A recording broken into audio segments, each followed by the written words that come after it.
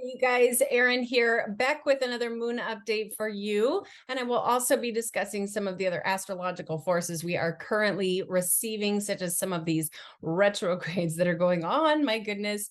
But let's start out by talking about this new moon we've got coming up just around the corner here. This takes place on Sunday, September 25th at 2:54 p.m. Pacific time. And it takes place in the sign of Libra, 2 degrees Libra. So what this means is this is a time for new beginnings or growth that is related to the sign of Libra. And this growth really occurs over the next 6 months till we have a full moon in the sign of Libra. That will be the peak of the growth cycle. So how do you want to grow in the Libra ways? So Libra, this is what we call the cardinal air sign. By cardinal, what I mean is this energy's got force, okay?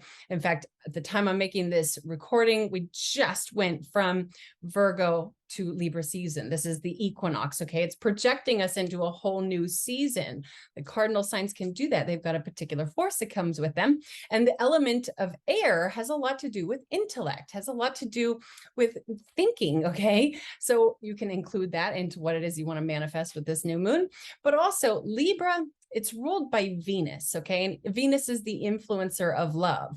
This energy is very much related to relationships and partnerships, and it doesn't necessarily have to be applied to just a romantic relationships. It could also be business partnerships or a best friend or basically just a one-on-one relationship with somebody. So if you want to manifest a new relationship, now's the time to do it. Or if you want to manifest growth in an already existing relationship, now is the time to do it.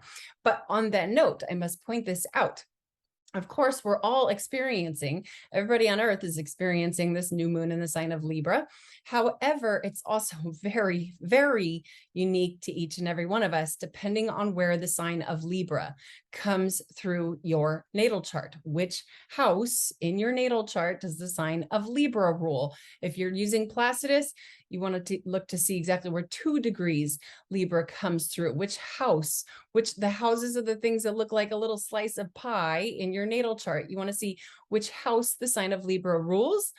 And that is the area of your life that the new moon manifests through. It could be coming through your house of career, your house of home, your house of transformation, your house of communication, your house of karma. There's all these different areas of your life where these new moons and full moons come through.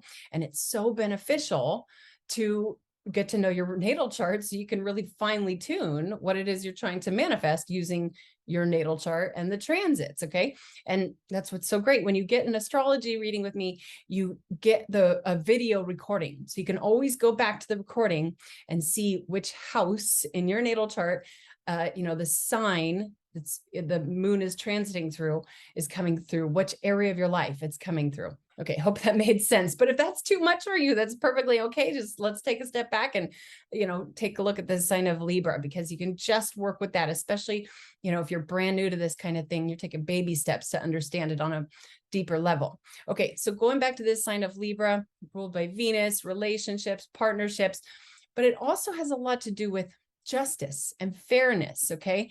When we have a healthy relationship, it usually requires healthy, balance between things and fairness, that type of thing.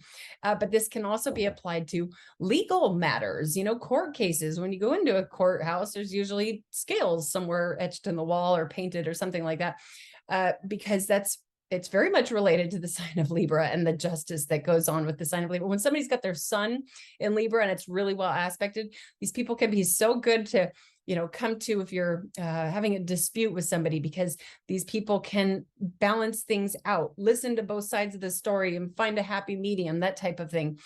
So maybe you've got some sort of a legal battle going on in your life. Now would be a really good time to write down how you want the outcome to be with that legal case. Something else I've thought about for so many years, if somebody had the connections and could network and make something like this happen, have a mass meditation on earth with, as many people as we could get. I feel like if we could get at least just 10% of the population to sit down and take, a half an hour to meditate on justice and fairness in the world at the time of a new moon in Libra. I bet you that would change things pretty quickly.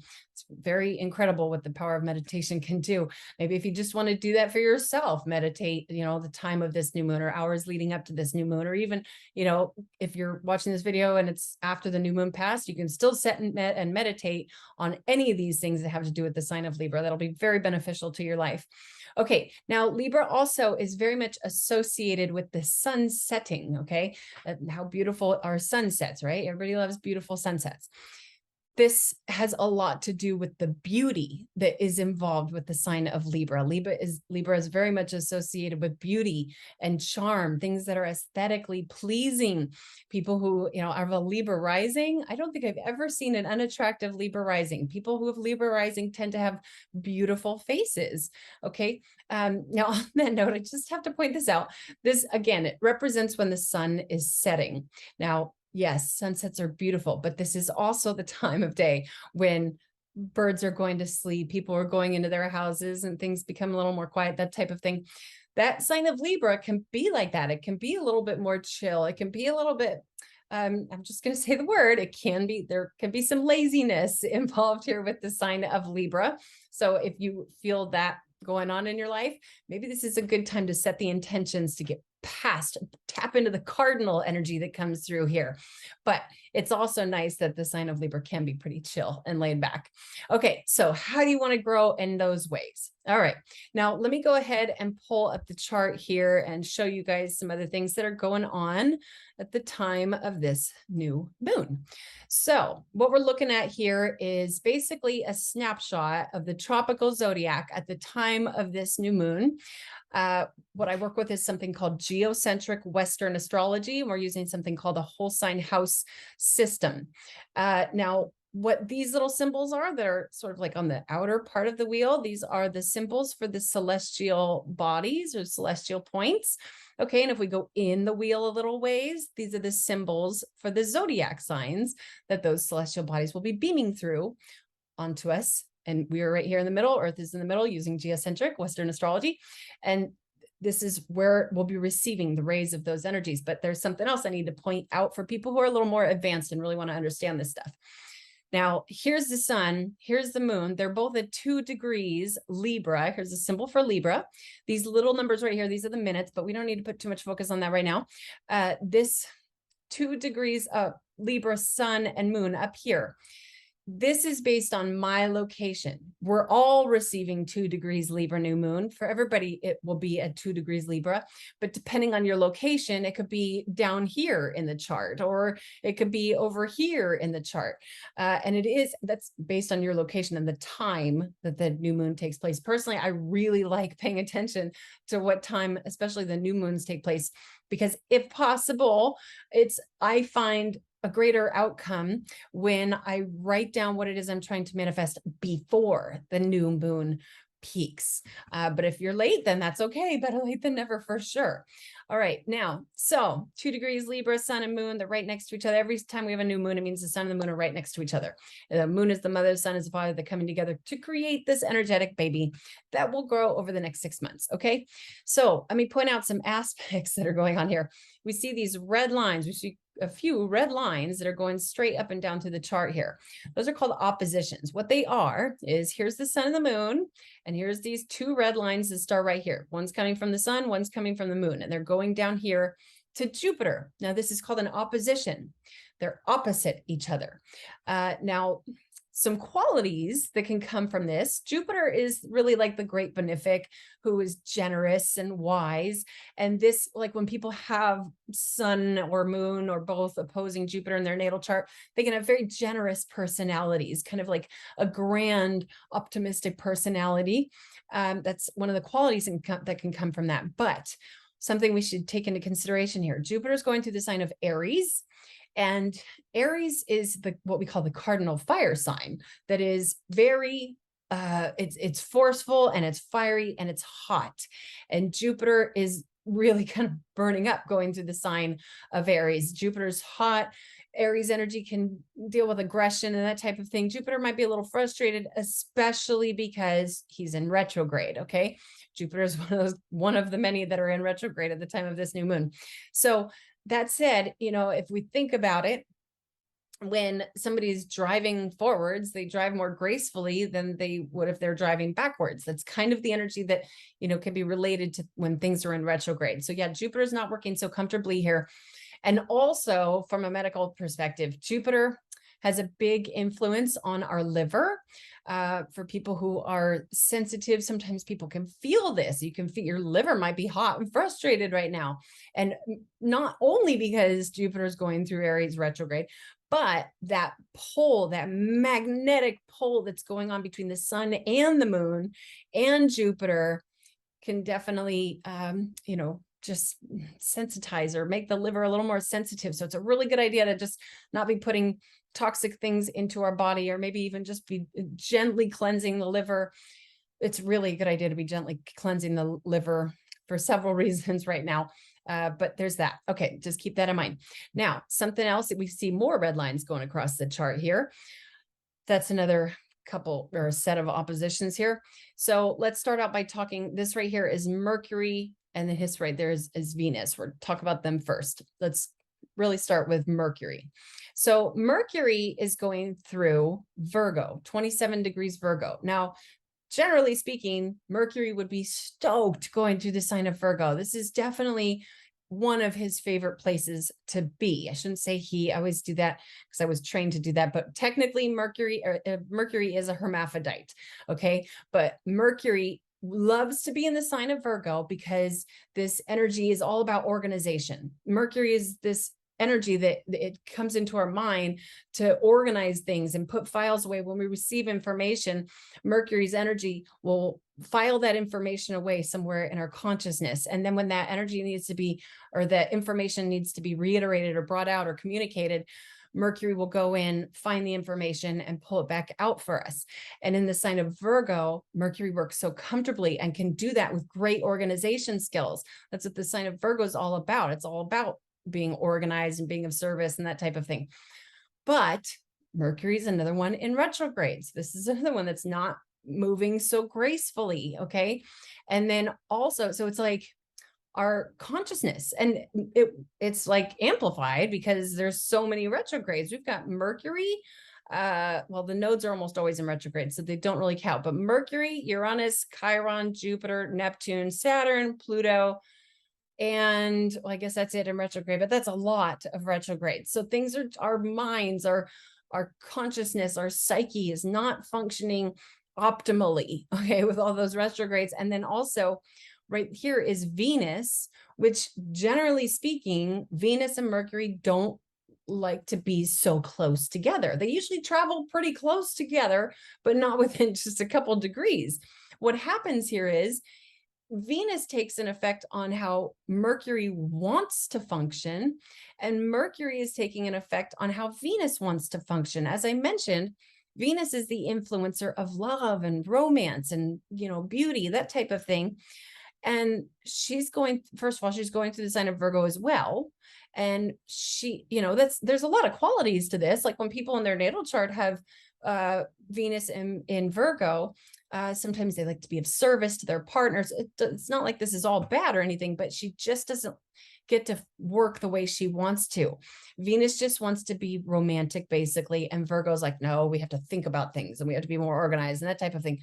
So that the blend of Venus and Mercury going through the sign of Virgo right next to each other, and Mercury's in retrograde, it's a little buggy. It's not really the most ideal time for planning a business meeting or having the most intense conversation, that type of thing, because things are just not optimally functioning in our minds.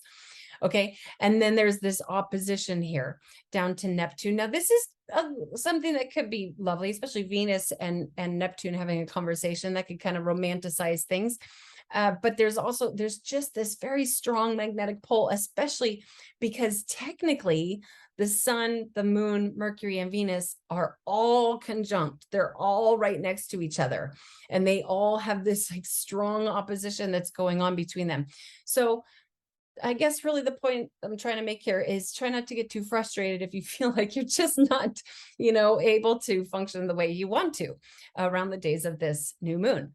But there are still a lot of really lovely energies going on. In fact, I'm kind of seeing right now as a little bit of a calm before the storm, because coming up in October and November, we've got some really, really wild eclipse energy coming on. So let's enjoy this Libra energy. Let's enjoy the chill, the beauty, the relationship, partnership energy, even though things are in retrograde. Okay, so let's see what else is important to mention here. I'll just touch on this, even though I bring it up pretty much every recording, just in case you're new to this. This is another one that's really, really wacky, and it's going to be going on basically all the way till the end of January next year. This right here is the North Node, which is where energy comes in to Earth, going through the sign of Taurus, which Taurus is also ruled by Venus, but Taurus can be very sensual, okay? But it's actually quite a calm energy. If there's a sign that is really identified as the most calm, it would be Taurus.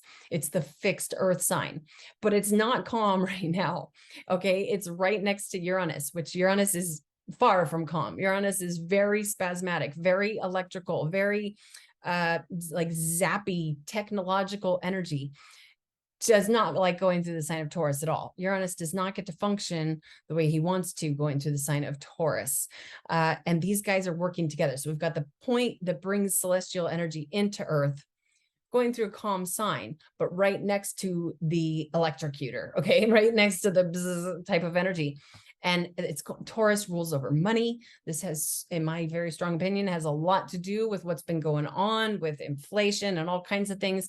But it's just also very much a wacky energy. And Uranus is also in retrograde. And Uranus, out of all of them, at least according to my studies, my research, and again, my very strong opinion, out of all the celestial bodies that could be in retrograde, Uranus is the one that's the most bizarre when it is in retrograde. Okay, so that's something else to keep into consideration here.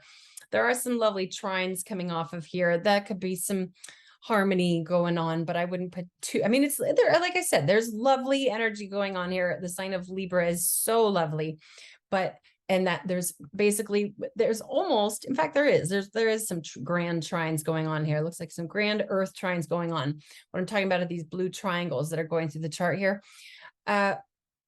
This is a harmonious energy. When we've got three trines that are connecting together, it's called a grand trine. This is a grand Earth trine, which can be soothing to Earth. So this is actually maybe something we really need right now. Okay, so let's see, what else can we mention here? Let's point out Chiron's going through retrograde. A lot of people love to hear about Chiron because it's new to a lot of people. Chiron is described as an asteroid. The influence of Chiron is the wounded healer. It has a lot to do with healing wounds that maybe came from a previous lifetime or just early childhood development. And we go through these transits throughout our life that give us opportunities to heal from those wounds and that type of thing. So Chiron is also in retrograde and going through the sign of Aries, which Chiron's going to be in Aries for a while. And what I really have been trying to take advantage of this and try to get the point across to people, Aries is the sign of self. And here we've got the healer going through the sign of self. This is an opportunity for us to heal ourselves. But if there's something, it's in retrograde. If there's something going on with your healing journey that's like, it's like stopped, or it's not, it's like all of a sudden you fell off the wagon or something weird like that, that's okay. We can get back going. Especially Mercury is in retrograde till October 2nd. When Mercury starts moving forward again, it might take a minute to kind of really kick into that energy, but things are coming up here that will they give us the opportunity to get back on track. And I think it's important we do that, especially going into the second week of October. I'd say it's really important that we're all really making sure that our I's are dotted and our T's are crossed before we go into the eclipse season. Okay, so that's enough rambling. I will leave that there. Some other things to mention is the sign of Libra rules the kidneys. Okay, that means that our kidneys are also going to be very sensitive at the time of this new moon. It's a really good idea to do some sort of a kidney flush around the time of this new moon. I really like using something called Chancellor for my kidneys, but there's all kinds of things. You know, if you want to start with something gentle. Also, I really like taking activated charcoal. I've been taking activated charcoal almost daily. No, I started out doing it daily and then kind of weaned off to once a week or so, but then I got back onto it, taking it more regularly, especially following the moon cycles. Activated charcoal is great for detoxing really just the body in general, but can also be really, really good for the kidneys. But there's so many ways to gently detox your kidneys, especially if you've never done any type of a cleanse. I would definitely recommend starting with something gentle. Okay, so there's that. Now also some stones that resonate well with the sign of Libra. So first of all, I've got my opal ring on today. Opal, let's see if the camera will pick that up. No, it doesn't look like it will. It's too shiny.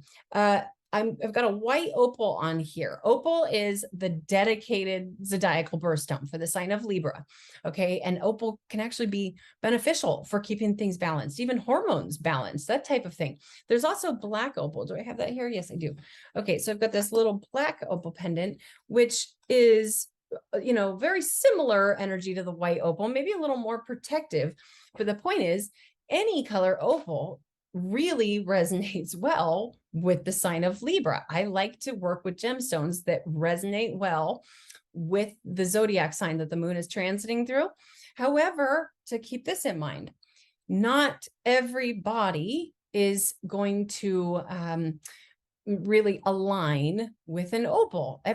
Certain gemstones are just not going to harmonize with every single body.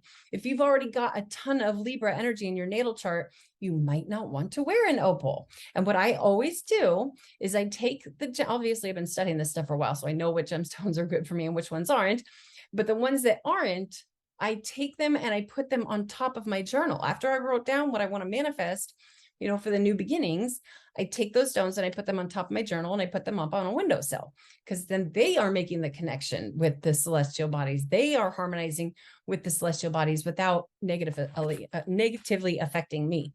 But obviously not everybody has an opal. So I'm going to name some other stones here that are pretty popular, but I will also leave a full extensive list of Libra stones in the description section of this recording. But let's move on here to something called kyanite. This is one of my most favorite stones, because it's beautiful. It's like this baby blue color. It also comes in black, by the way. It might even be a couple other colors, but I know blue and black are generally the most common. This stone not only resonates well with the sign of Libra, but it's also super, super protective. In fact, it's even said that you don't need to cleanse your kyanite. I still do, just not as often as I do with my other stones, just because that's how I am. But this is a super protective stone. And not only that, but this one is probably pretty safe for everybody. It's super protective and beautiful. And again, it resonates well with that Libra energy. Another one to mention here, actually, let's start with this one. This right here is Tourmaline. This is green tourmaline, which is another super, super protective stone that resonates well with the Libra energy. But to just kind of throw some balance in here for the sign of Libra, I always, if I'm using something super dark and protective, I always want to use something that is a light stone too, because these are the amplifiers, the ones that are super clear. Okay. Now, this is citrine. Citrine resonates well with the sign of Libra. It's also really good for manifesting money. If that's, you know, especially if this Libra energy comes through your second house, I would definitely be placing some citrine on your journal. That would mean if you are a Virgo rising, then this would be coming through your second house. But anyway, I like to have one dark stone and one light stone. Sometimes I'll throw a few on there. It just kind of depends on how I'm feeling and what is calling to me. So there's that. Okay, so I have rambled enough. If you would like to schedule an astrology reading, please do just go to my website. If you go to my website, there's a menu bar on top that if you click on, there's like 3 lines. If you click on that, there something will drop down that will say book online. And then if you click that, a calendar will pop up and you can schedule straight through my website. But if you don't find anything that is convenient for you, maybe based on your time zone, then please do feel free to send me an email at erinwageastrology@gmail.com. And my website is erinwageastrology.com. Okay, you guys, until next time, namaste to all of you.